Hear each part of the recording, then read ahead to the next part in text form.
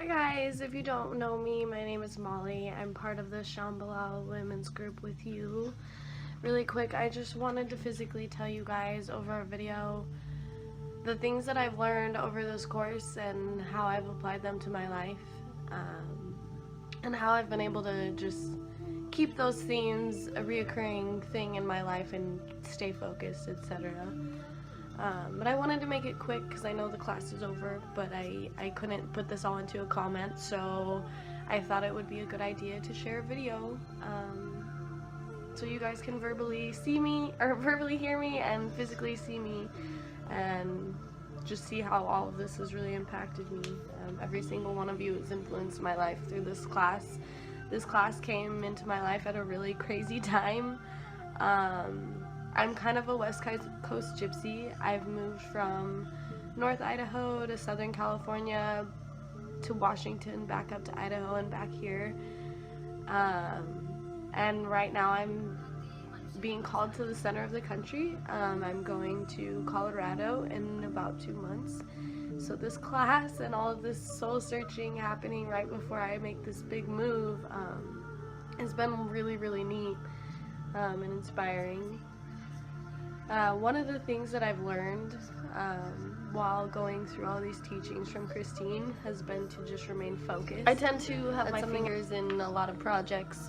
I work, I hold this studio down in Seattle, I take care of my roommate, I do a number of things, and so number one thing learning in this class has been to remain focused on what I'm doing in this very moment. Another thing I learned is utilizing your past to your advantage and not dismissing it, not sweeping it under the rug, using your past and using things like post-traumatic stress to teach you what it means to be grounded in yourself. So just really sinking into who you are, knowing your path, owning your path, owning who you are, and just loving it to the fullest. Like loving from here all the way to the tip of my fingertips and down to my toes and out the top of my head. Every single piece of me, sinking into that and loving that. The next thing I wanted to do after sinking into who I am and loving every bit of me was to line out my desires and line them out simply so I'm not overwhelmed. As an artist, I draw, paint, write, dance. It gets super overwhelming sometimes. But lining out those desires simply, and I have finally narrowed down those desires to just wanting to help people, heal people via herbal studies, aromatherapy, cannabis healing, you name it.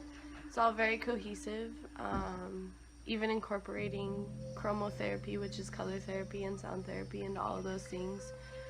Part of why I'm going to the center of the country to study these things.